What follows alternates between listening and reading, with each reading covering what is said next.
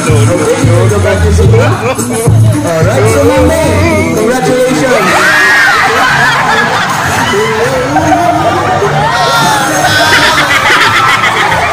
Alright, so ma'am, kumusta yung mga ahas natin? Bukat tayo, sige mag-break sabi, bye-bye.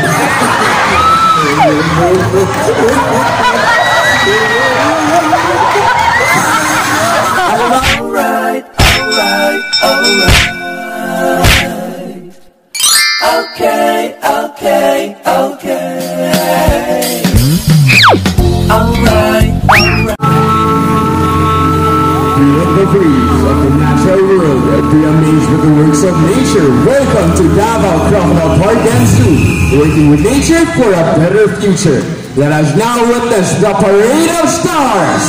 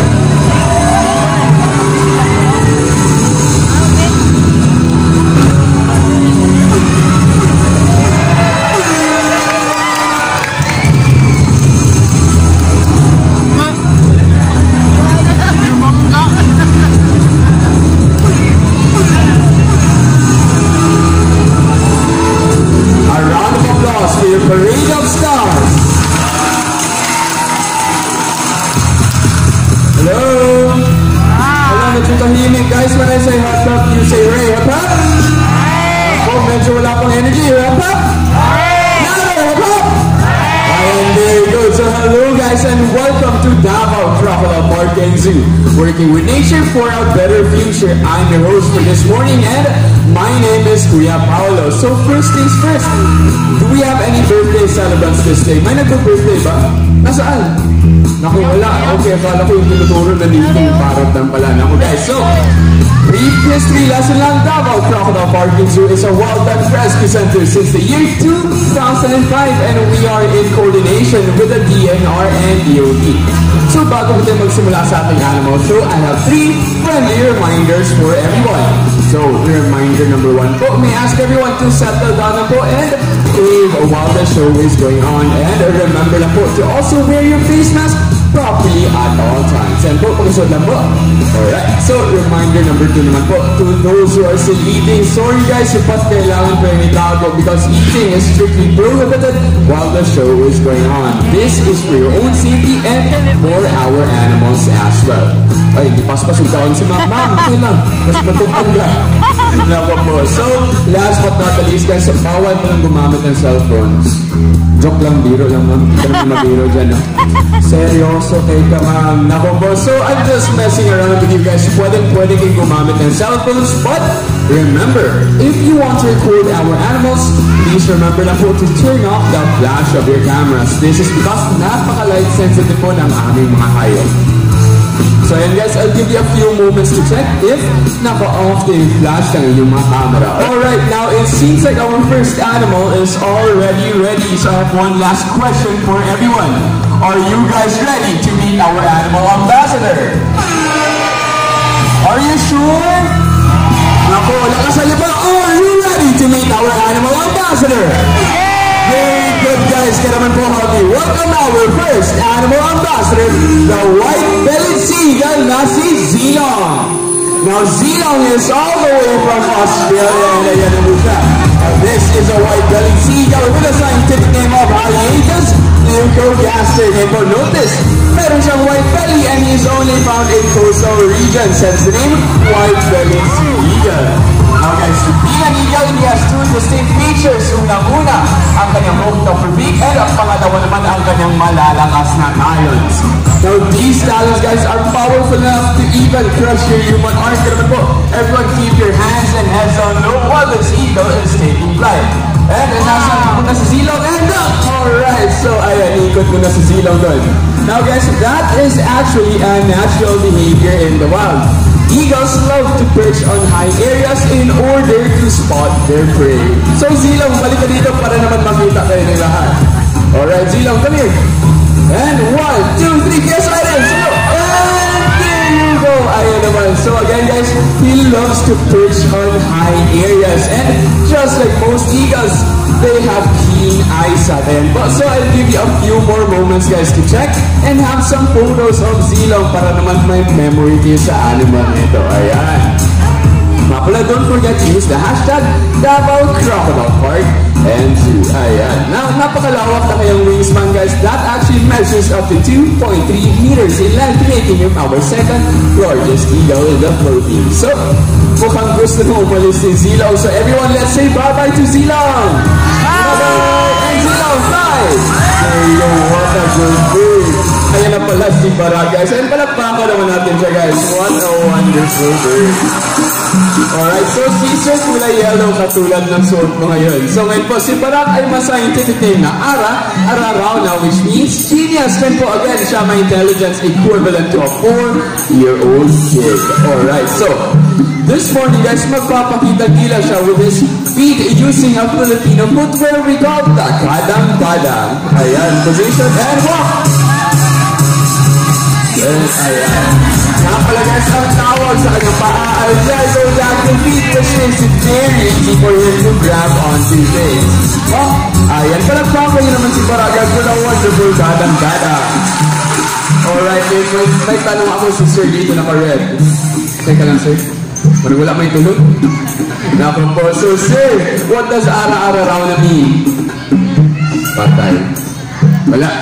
Okay, so ulitin natin. So, ara-ara-rauna means genius. Again, what does ara-ara-rauna mean? Genius! Ayan, genius. So, kung maglalabas tayo ng dalawang garbage bins, biodegradable and non-biodegradable. And of course, si Barak po ang magsasegregate ng kanyang basura. Alright, so Barak, double check, check, check.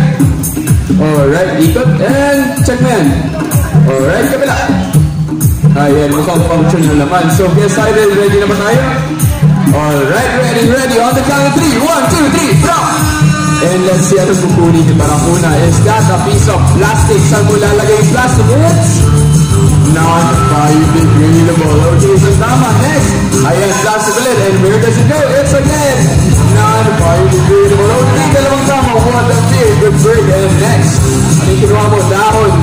Dahon ka. And nasa yung dahon? It's biodegradable. Amazing. You can distinguish 2 pieces of garbage. And ayan, down the lid. And biodegradable. Palakpaking naman si Baragay for the wonderful segregation.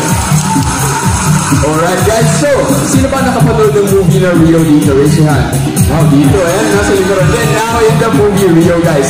Did you know Barak is actually our second largest macaw in the world, with the first one being none other than the blue hyacinth macaw. So guys, bago tayo magpapaalam kay Barak, let's all wave to him goodbye. So everyone wave! Wave, Barak, wave! Ayan, good. And ayan, a round of applause naman guys for Barak, the amazing macaw. And 1, 2, 3, ayan, maraming salamat as well, Kuya Saide. Ang ating next animal ambassador guys is all the way from Indonesia. And isa po siya puting animal. Kaya naman po, welcome Apollo, our umbrella-crested cockatoo. Now that is Apollo guys, with the scientific name of Kakatua alba, which means elder brother. Yun po guys, si Apollo ay isa sa pinaka-expressive na birds in the world. Kaya naman po this morning, let's ask him, Apollo, how do you feel? Man. Yes? Uy, ayun na, patalon siya. So guys, napaka-jolly ni Apollo. And that actually means that he is totally happy. Ayan, tumataas ang konti ang kanyang dress. Palagpakay naman si Apollo into the wonderful expression. Alright, so guys, ngayon po, papipiliin ko kayo. Sinong gusto yung sumayaw? Si Kuya Gucci or si Apollo? Gucci, Apollo! Mas, Kuya Gucci daw. Ayaw mo, naku, mukhang ayaw ni Kuya Gucci. Okay lang ba daw si Apollo na lang? Yes or no? Okay, so Apollo, sige nga, pakita mo moves mo. Go, go, go! Alright. Now you see, that is the moonwalk by Michael Jackson. Ayan, palakpakay naman siya guys for the wonderful dance. Alright, yun guys, besides being a good dancer, alam niyo bang magaling na artista itong si Apollo? Kaya naman, Apollo, anong gagawin mo kapag may agila? Uy, yan. Patay. Now guys, that is actually a natural behavior in the wild, and that is because they played it in order to fool the predator. Alright, one more time nga po, no? Sige, dalawang agila na. 1, 2. Bilisan mo, wala na, finish na. Patay. Palakpakay naman siya guys for the wonderful acting na Congrats one talented bird. Alright, ngayon po, for our next segment. Let's ask him a few questions. So, Apollo, pogi ba trainer mo? Yes or no? Yes. Yes daw. How about me? Pogi ako? Yes or no? Ouch. Bias ah. Okay, dito. Let's see if wala tong bias. Paano kaya si Mommy naka-grade dyan sa gitna? Maganda ba siya? Yes or no? Tingnan mo. Yes. Sana all. That's a good bird. Palakpakay naman si Apollo guys for the wonderful performance. Thank you so much Apollo. And si Apollo po guys ay isang umbrella crested cockatoo and may kapatid siya guys. Kaya naman po help me welcome his partner na si Jumbo, our environmental advocate. Now ayan guys, that is Jumbo, ang kapatid ni Apollo. Now this morning guys, being an environmental advocate, ang magpapakita siya ng ilang paraan in order to lessen the effects of air pollution. And alam naman natin napakamahal ng gasolina sa panahon ngayon. So, naku, mukhang nag-back out babay.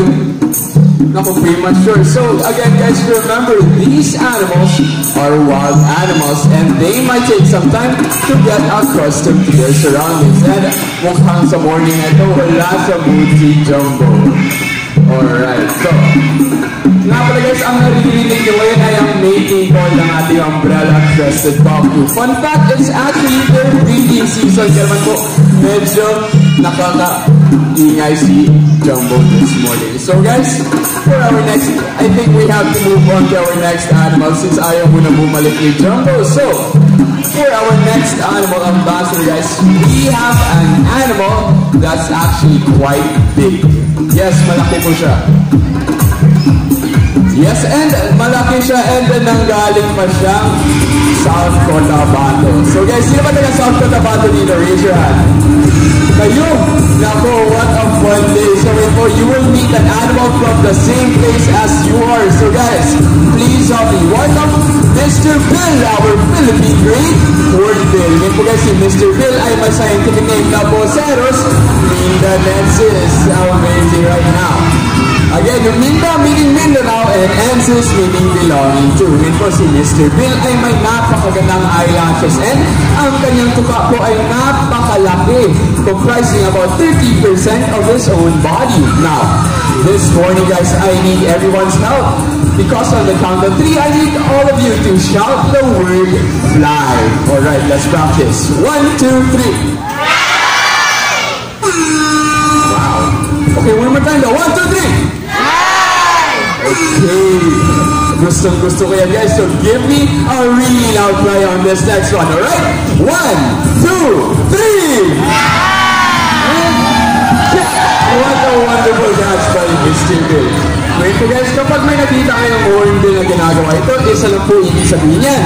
Siya po ay nanliligaw. Now, do you want to see it one more time? Yes or no? Yes, yes. So give me the loudest cry that you can ever give me guys. Alright? 1, 2, 3.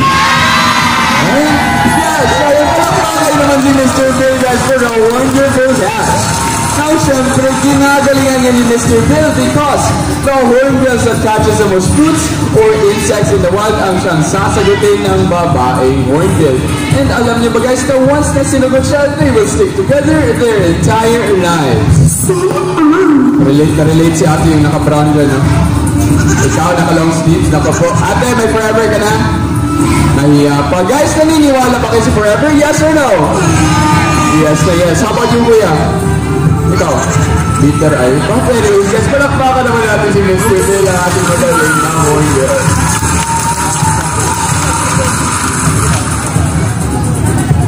Alright, now, ang ating next animal ambassador, guys, is quite big. And isa po siyang pusa. No, hindi tiger, sorry. Hindi rin lion. But this next animal, guys, is actually from Palawan. Kaya naman po, help me welcome Teddy, our Philippine bear cat. Ayan, excited siya. Now, si Teddy, guys, naku bumalik. Teddy, balik dito. And ayan, Teddy. Now, si Teddy, guys, ay may scientific name na Arctic Turong. And notice, ang kanyang mukha ay sa pusa, the body is of a bear, and the tail is of a monkey. Ngayon po, ang kanyang buntot ay napakahaba, comprising more than half of his body. So, ayan po, down boy, down, and ayan, palakpakan kayo naman si Teddy, guys, for the wonderful tail action. Nga pala, ang tawag sa kanyang buntot ay prehensile tail, meaning it can act as a piston, allowing it to grab things with ease. Ngayon po guys, napaka-territorial ng ating bear cats. Karoon po, hindi namin sila pinagsasama sa isang kulungan. Karoon po, happy welcome his brother na si Uno. No, ayan po si Uno. Guys, medyo shy and timid po si Uno. Karoon po, pagbigyan na natin siya na. Bear cats are also called bear cats for a reason.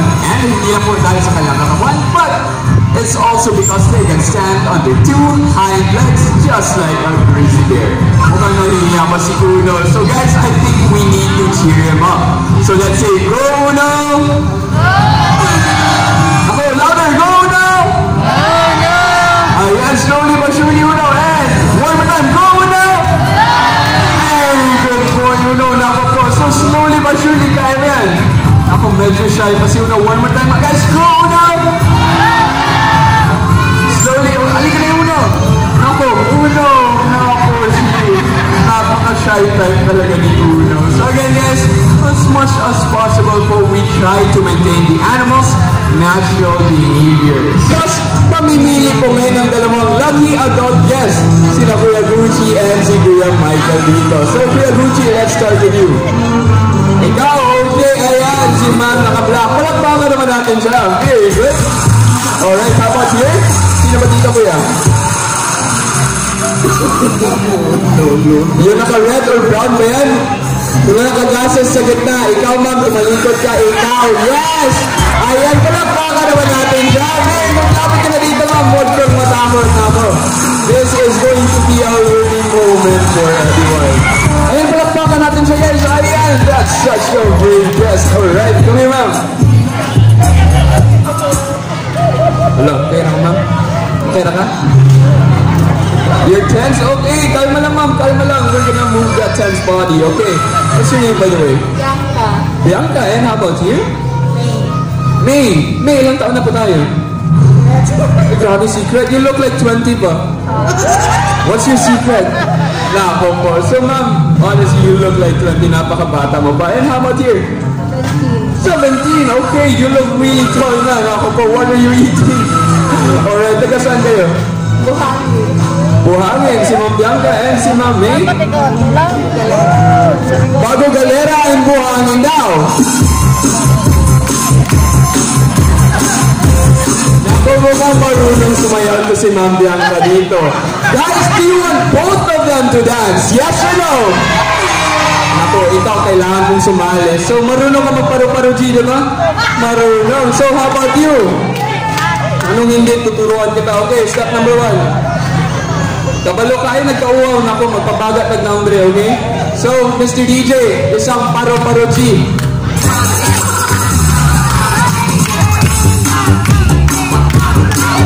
Ayan, ako po. Palakpa kayo naman sila, guys. Ako, really. Sayang, yes. So, ngayon po, Close your eyes na. Close your eyes. Ikaw rin, close your eyes.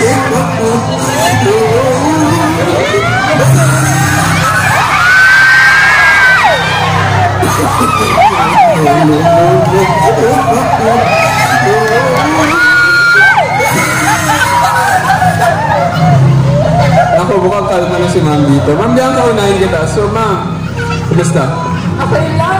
Okay lang. So, ano yung feeling? Malamig or hot yung ahas? Malamig. Sino mas malamig, yung ahas o yung ex mo? Wala ka pang ex na ako. Sana all lang tayo. So, naku, si ma'am dun sa kabila. Guys, nag-ampo naman siya. Okay na ka, ma'am? Dili, okay. So, nga pala guys, remember going for non-venomous ang mga ahas na ito, but sila po ay constrictors, meaning sinasakal muna nila ang kalambing bago sila i-swallow ng whole. Mukhang nagugutom yung sa'yo, ma'am, kaya sinasakal ka. Ayusin lang natin, ma'am. Ayusin lang natin. Wala ka pa na okay, ma'am. Ayan. Mukha ka mo na mabuti. Ayan. So, ayan, you can take photos of Ma'am Bianca over here. Ayan po. Alright. So, mukhang matagal pa ito yung photos ngayon po. Okay ka lang? Okay na okay. So, guys, palakpakan naman natin si Ma'am Bianca. Ako, she's quite very, very good. Alright, so Ma'am May. Okay, you can go back to your seat na. Alright, so Ma'am May, congratulations.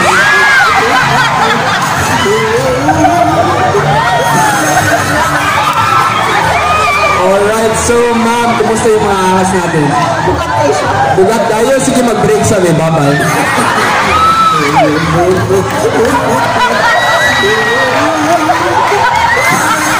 Ako ma'am, biro lang. Dito ka, nako. Nihilap naman yun. Uy, kasi may tissue diha. Ay, may tissue. Tama na daw. Guys, gusto nyo tumagal pa siya dito? Yes or no? Yes, may nag-yes ma'am. Paano yan? Bahala na daw. But anyways, guys, palakpakan naman natin si Ma'am May. Ako, she is indeed our big guest. Alright, yun po. Mukhang may isang ahas na dyan, nakatago. Check lang. Okay, don't worry guys, because after po, magkakaroon pa tayo ng friendly animal petting. So everyone will have a chance to have a photo with these lovely animals. Alright? So guys, here at Davao Crocodile Park and Zoo, we have a mission, and that is to protect, preserve, and educate people about these wonderful animals. Kaya naman po, tulungan niyo kami in our mission to protect these animals and their habitats. Preserve them by not keeping one as a pet, and the moment that you enter this facility, you are not just here to take photos or videos, but you are already here guys to help us in the mission to conserve these animals. Kaya mo, palakpakan niyo rin mga sarili niyo guys. Thank you so much for having fun and learning here with us. So, let me introduce you to my fellow trainers. We have here Ria Gucci and Ria Michael. And then po si Ria Seidel and of course si Ria Dexter. And po, if you want to help us even more, you can drop your donations here at our tip box. And po, any amount will do as long as it comes from your heart. Our Davao Crocodile Park and Zoo, work for nature for a better future. Again po, maraming salamat and good morning to everyone. Alright, so guys, please wait na po for the trainer signal po for our friendly animal petting.